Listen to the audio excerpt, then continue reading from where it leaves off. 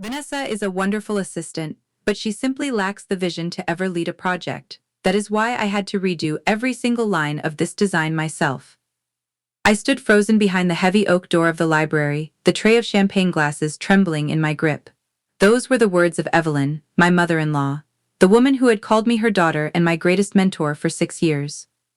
Through the crack in the door, I saw her sliding my portfolio across the desk to a billionaire client, her signature freshly inked over the sketches I had stayed up until 3 in the morning to finish. My husband Marcus stood right beside her, staring at the floor in silence as his mother erased my entire career with a single sentence. Have you ever realized that the person who claimed to be building you up was actually using you as a foundation for their own pedestal? If you believe that talent should never be silenced by family loyalty, like this video and stay with me.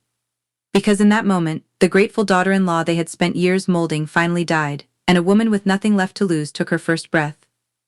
I did not storm in. I did not drop the tray. Instead, I turned around and walked back to the kitchen, finally seeing the family house for what it really was, a beautiful gallery of stolen dreams. The walk back to the kitchen felt like it lasted 1,000 miles. Every step on the polished hardwood floor echoed the hollow thumping in my chest. I placed the silver tray on the granite counter, my movements slow and deliberate. I looked at my hands. They were the hands of a woman who had spent 60 hours a week for the last 6 years making Evelyn Reed a legend.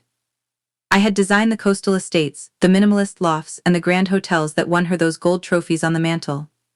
And I had done it all for a salary that barely covered my student loans, believing her when she told me that my time would come.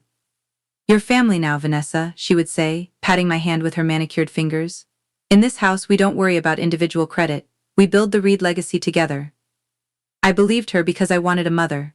Mine had passed away when I was 20, leaving me with nothing but a box of old sketches and a broken heart. When Marcus introduced me to his mother, the famous Evelyn Reed, I thought I had found a sanctuary. I thought her critique was mentorship. I thought her taking my name off the blueprints was just a temporary professional necessity because the clients wanted a big name. Marcus walked into the kitchen 10 minutes later. He didn't look at me. He went straight to the refrigerator and pulled out a bottle of sparkling water. The silence between us was heavy, thick with the lie he had just witnessed. "Julian seemed impressed," he said, his voice casual, too casual. "The Bentley project is going to put the firm on the map for another decade. Mom is thrilled." I leaned against the counter watching him. He was impressed with the structural flow of the master suite, wasn't he? The one I spent 3 weeks calculating while you were at the golf club. Marcus froze, the cap of the bottle halfway open. He finally looked at me, and I saw the familiar flicker of guilt masked by irritation. "Vanessa, don't start. You know how this works. Julian wouldn't have even opened the book if your name was on the cover. He wants the Reed touch, it branding." "It isn't branding, Marcus. It identity theft," I said, my voice eerily calm. She told him I lacked vision. She told him I was just an assistant. Do you agree with her? He sighed, that weary sound he used whenever he wanted me to feel like I was being difficult. "She just protecting the business, which, by the way, provides this roof over our heads.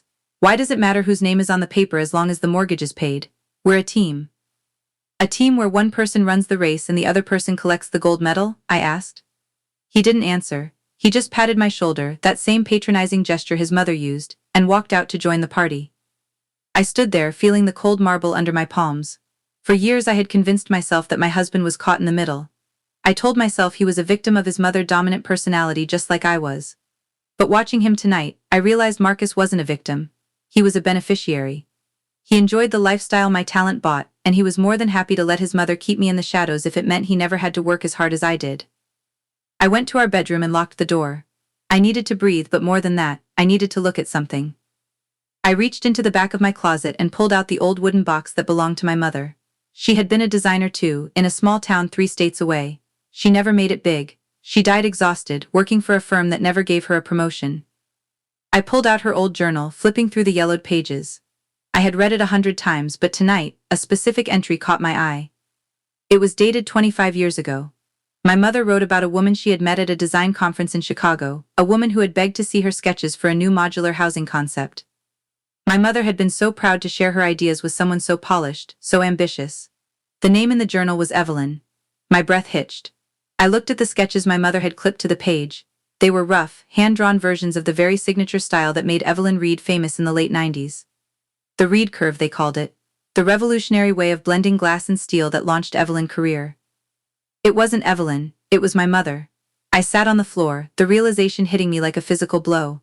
Evelyn hadn't just found me at a university showcase and taken me under her wing because of my talent. She had hunted me down.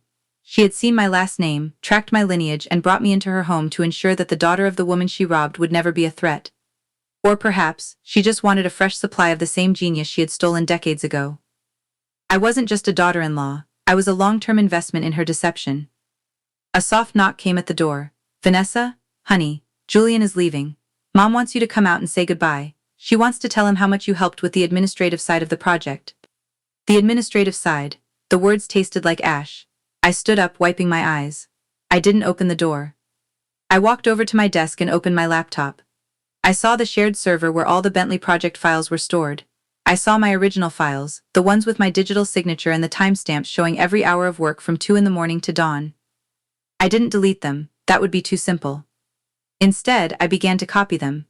Every email, every early draft, every rejected concept that Evelyn had claimed she fixed. "Vanessa," Marcus called again, his voice tinged with a warning. "I'll be out in a minute, Marcus," I said, my voice steady. "Tell Evelyn I'm just putting the finishing touches on something." I wasn't crying anymore. The grief had been replaced by a cold, sharp precision. Evelyn Reed thought she had bought my silence with a wedding ring and a title. She thought she had buried my mother's legacy under her own name. But she had forgotten one thing about designers. We know how to look at a structure and find the one load-bearing wall that, if removed, brings the whole house down. And I had just found hers. I opened the door and walked out into the hallway, my face a mask of practiced composure. Evelyn was standing by the grand staircase, her arm linked through Julian Chulian. She looked every bit the queen of the industry in her silk charcoal suit, her diamonds catching the light of the chandelier I had picked out for this foyer. Marcus was right behind them, playing the part of the dutiful son, the prince-in-waiting who never had to get his hands dirty. "There she is," Evelyn announced, her voice honeyed and loud enough for the remaining guests to hear. "My right hand. Vanessa, dear, Julian was just saying how much he appreciated the meticulous way you organized the site surveys for the Bentley project. Such a sharp eye for detail." I felt the sting of the insult, the way she reduced my architectural vision to mere clerical work. Julian, a man whose reputation for being ruthless was only matched by his eye for genuine talent, looked at me with a polite, slightly bored smile. "It's a vital role," Julian said, though his tone suggested he didn't find it vital at all. "Organization is the backbone of any great firm." I walked toward them, my heels clicking sharply on the floor. "It certainly is, Julian, but in our firm, the backbone is often hidden behind the ribs. Isn't that right, Evelyn?" Evelyn's smile faltered for a fraction of a second. She didn't like the tone. It wasn't the submissive, grateful murmur she was used to. "Quite right, dear. Now why don't you help Marcus see the last of the catering staff out? Julian and I have a few more contract details to discuss in the study."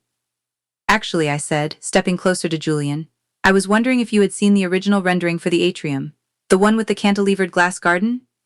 It was the piece that really tied the whole structural integrity of the north wing together." Julian brow furrowed. He looked at Evelyn, then back at me. "A glass garden? I didn't see any glass garden in the presentation tonight." Evelyn said the north wing was going to be a standard terrace to keep the costs within the initial estimate. Evelyn's hand tightened on Julian's arm. "It was just a preliminary sketch, Julian, entirely impractical. Vanessa tends to get a bit carried away with her imagination. It's a common trait in young assistants who haven't yet learned the realities of a budget." "It wasn't impractical," I said, my voice dropping an octave, becoming cold and precise. "It was a tribute to a design concept first developed 25 years ago. A concept that won a certain firm in Chicago its first major award." The blood drained from Evelyn's face. She knew exactly what I was talking about. She knew that the reed curve she had just sold to Julian for millions was a direct evolution of the sketches in my mother journal. "Vanessa," Marcus hissed, stepping forward to grab my elbow. "You're tired. You've been working too hard. Let go upstairs." I shook his hand off. "I'm not tired, Marcus. I've never been more awake." I looked Julian directly in the eye. "The Bentley project is beautiful, Julian, but it's incomplete. If you build it according to the plans Evelyn showed you tonight, the wind shear on that cliffside will cause structural fractures in the North Terrace within 5 years. The glass garden wasn't an aesthetic choice, it was a weight distribution necessity. But of course you wouldn't know that if you didn't actually draw the lines yourself." The silence that followed was deafening. Julian was no fool. He had built a multi-billion-dollar empire by spotting lies before they became liabilities.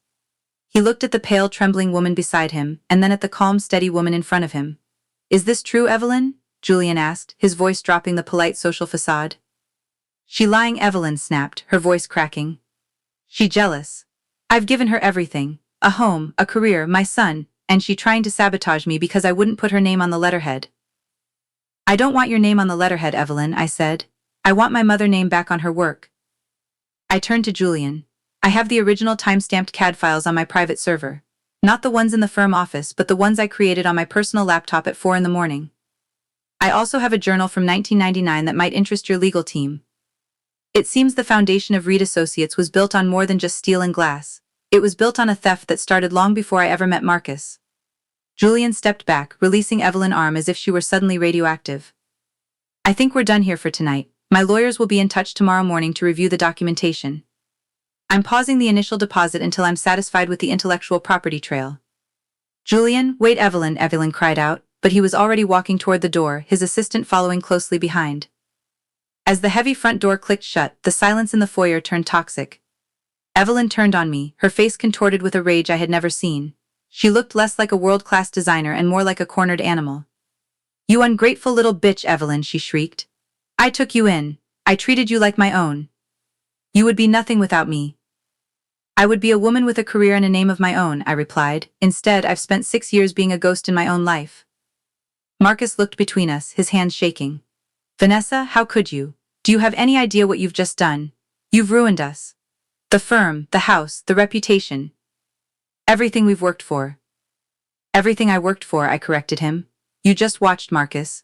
You watched her erase me every day, and you smiled because it kept your wine cellar full. You didn't just let her do it, you encouraged it. I was protecting our future, Evelyn, he yelled. No, I said, walking toward the stairs. You were protecting your comfort. There's a difference. I stopped on the third step and looked down at them. Evelyn was clutching the banister, her breath coming in ragged gasps. She looked old.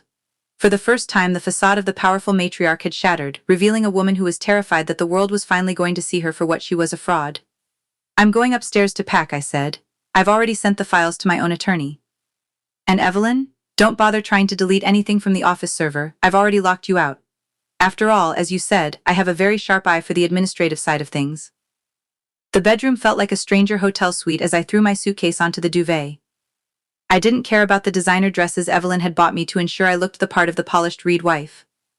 I went straight for my practical clothes, my old university sweatshirts, and the hard drives that contained my real life. Marcus burst into the room, slamming the door behind him. His face was flushed, a deep angry red that made him look exactly like his mother. You can't just walk out, Vanessa. We have contracts. We have obligations. Do you have any idea what Julian legal team is going to do to us? They'll sue the firm into the ground. Adela? Not us, Marcus, I said, not looking up from my packing. Her. And you, if you signed off on the ownership affidavits. I never signed a single document claiming those designs were hers. I just stayed silent. There is a legal difference between being a victim of workplace coercion and being a co-conspirator in fraud. He grabbed my wrist, his grip tight and desperate. Victim? You lived in a mansion. You drove a luxury car. You had a life most people would kill for, Adela. I had a golden cage where I was the only one doing the heavy lifting, I snapped, wrenching my arm away. I was the ghostwriter for your mother ego. And you?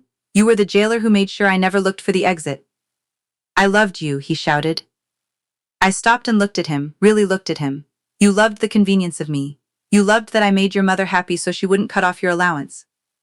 You loved that I did your architectural renderings so you could spend your afternoons at the club.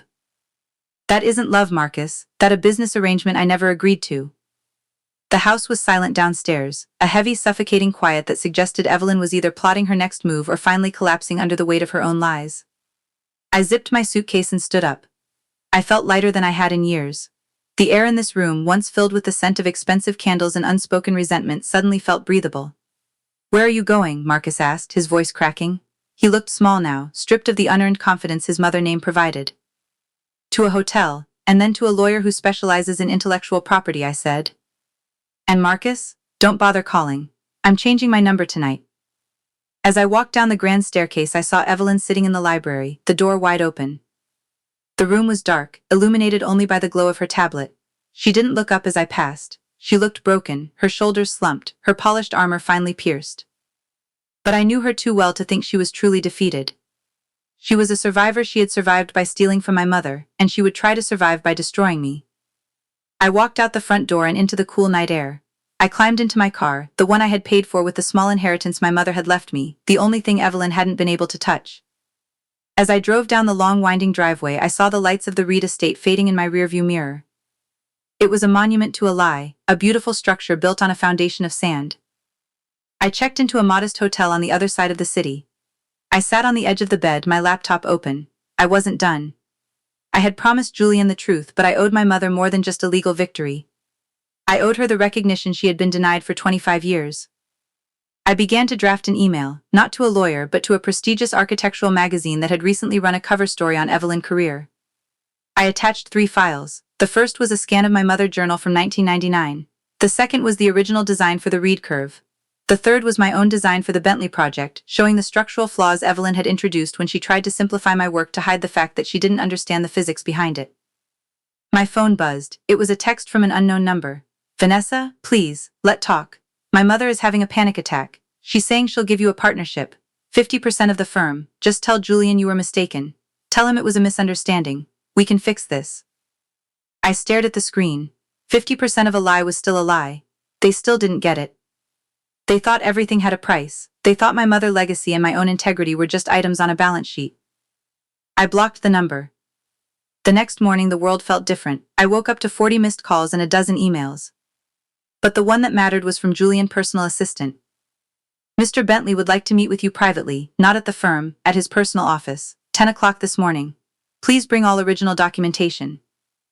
I arrived at Julian's office at exactly 10. He was standing by a floor-to-ceiling window looking out over the city skyline. He didn't offer me coffee or small talk, he just pointed to the conference table. "Show me," he said. For the next 3 hours I took him through every line, every calculation, and every stolen idea. I showed him how Evelyn had taken my mother's genius and turned it into a brand, and then how she had taken my youth and used it to sustain that brand. I showed him the Reed curve wasn't a curve at all, it was a structural embrace my mother had designed to withstand the harsh Chicago winters. Julian sat in silence, his face unreadable. When I was finished, he leaned back in his chair. "She a fraud," he said, his voice a low growl. "And I don't like being played for a fool." "She a storyteller," I corrected him. "She tells the world what it wants to hear so she can take what she hasn't earned." "And what do you want, Vanessa?" Julian asked, his eyes narrowing. "Money? A settlement? I can make sure she never works in this town again, but that doesn't help me with my project. I have a cliffside that needs a house and a contract that is currently worth nothing." "I don't want a settlement," I said. "I want the Bentley project. I want to build it exactly the way it was meant to be built, under my own name, under my mother's name." Julian looked at the sketches on the table, then back at me. "You're asking me to fire the most famous woman in the industry and hire her former assistant for a $40 million project?" "I'm asking you to hire the person who actually designed it," I said. "Unless you'd prefer to wait for that North Terrace to collapse in 5 years. He looked at me for a long time, then for the first time since I had met him he smiled. It wasn't a kind smile, but it was a respectful one. "I like your vision, Vanessa. Let's see if you have the backbone to match it." The legal battle that followed was not the explosion I had expected, it was a slow, agonizing demolition. Evelyn did not go quietly. Within 48 hours of my meeting with Julian, the first cease and desist letter arrived at my hotel. She accused me of theft, of industrial espionage, and of suffering a mental breakdown brought on by the stress of my impending divorce. She used the firm public relations team to leak stories to the local architectural blogs, painting me as a disgruntled assistant who had tried to extort a legendary mentor. But Evelyn had forgotten that a reputation built on stolen bricks is porous. It leaks. I spent those weeks in a small rented studio surrounded by blueprints and legal depositions. Julian had stayed true to his word. He had frozen all payments to Reed Associates, citing a breach of contract and intellectual property fraud. Without his deposit, the firm's massive overhead began to choke them. The luxury cars, the office in the city, the 12 employees, all of it relied on a constant flow of cash that had suddenly turned into a desert. One rainy Tuesday, Marcus showed up at my studio. He looked haggard, his expensive suit was wrinkled, and there were dark circles under his eyes that no amount of privilege could hide. He didn't come in with anger this time, he came in with a white flag that smelled like desperation. "The bank is calling in the line of credit, Vanessa," he said, sitting on a wooden stool and looking at my sketches. "Mom is? She not doing well. She locked herself in the library for 3 days. She won't talk to the lawyers. She won't even talk to me." "She mourning the loss of her mask, Marcus," I said, not looking up from my monitor. "It a hard thing to lose after 30 years. We're losing the house," he whispered. "The estate. Everything. If you would just sign a joint statement saying there was a clerical error, that your name was omitted by mistake, Julian would release the funds. We could make you a senior partner. We could rename the firm Reed and Thorne. Your name would be first. Isn't that what you wanted? Recognition? I stopped typing and looked at him. You still think this is a negotiation, don't you? You think I'm holding out for a better seat at a table that's already rotting? I'm trying to save our lives, Evelyn, he yelled, his voice cracking. No, you're trying to save your lifestyle, I corrected him. My life is right here. In this room. For the first time in 6 years, I don't have to ask permission to draw a straight line. I don't have to worry about whether my success will bruise your mother ego.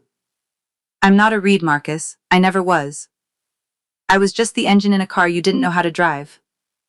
I stood up and walked to the window. The joint statement won't happen. Julian has already filed his suit. And so have I. My lawyer is moving for a full audit of every project Evelyn Reed has claimed as hers since 1999. We've already found 3 other designers who were quietly paid off to go away after she borrowed their concepts. Marcus turned pale. You're going to destroy her legacy completely. I'm just revealing what the legacy actually is, I said. The truth isn't what destroys people, Marcus. The lie is what does the damage. The truth just cleans up the mess. He left without another word. As I watched his car pull away, I felt a pang of sadness, not for the man he was, but for the woman I had been when I loved him. I had loved a shadow, a ghost created by a mother who needed a son to be as hollow as she was so he would never challenge her. A week later, the architectural magazine I had emailed contacted me. They didn't just want a quote, they wanted a full feature. They had sent my mother journal to a handwriting expert and compared her sketches to Evelyn early award-winning work. The overlap was undeniable. The Reed curve was officially renamed in their upcoming issue as the Thorne Spiral, credited posthumously to Sarah Thorne. My mother. The day the article hit the stands, Evelyn finally broke her silence. She didn't call me. She didn't call her lawyers. She called a press conference on the steps of the City Design Center. I watched it on my phone. She looked frail, draped in a black shawl, her hair perfectly coiffed but her eyes vacant. She spoke for 10 minutes about the burden of leadership and the misunderstandings of the creative process. She never apologized. She never admitted to the theft. She simply announced her early retirement for health reasons and stated that Reed Associates would be dissolving its current structure. It was a cowardly exit, a final attempt to control the narrative by leaving before she was dragged out. But as she walked away from the microphones, Julian stepped forward. He hadn't been invited, but as the primary financier of her largest pending project, no one stopped him. I have one more announcement, Julian told the cameras. The Bentley project will proceed as planned. However, it will no longer be a Reed project. I have officially commissioned Thorne Designs to take over the contract. Lead architect, Vanessa Thorne. The reporters went into a frenzy. I sat in my quiet studio, the sound of the city humming outside, and I felt a tear roll down my cheek. It wasn't a tear of triumph or revenge, it was a tear of release. I looked at the photo of my mother on my desk. She was smiling in front of a half-finished house in a town no one remembered. I reached out and touched the frame. We're on the letterhead now, Mom, I whispered. The phone started ringing. It was the first of many calls from developers, clients, and former colleagues who had suddenly discovered my genius now that it had been validated by a billionaire. I didn't answer them, not yet. Instead, I opened the file for the Bentley project. I deleted the Reed Associates logo from the corner of the digital blueprint. In its place, I typed 2 words in a simple, elegant font, Thorne Architects. I spent the rest of the night working. Not because I had to, but because I wanted to. I redrew the glass garden in the north wing, the one that Evelyn had called impractical. I made it bigger. I made it bolder. I made it exactly the way my mother had envisioned it in her journal 25 years ago. I was no longer building a pedestal for someone else. I was building a home for the truth.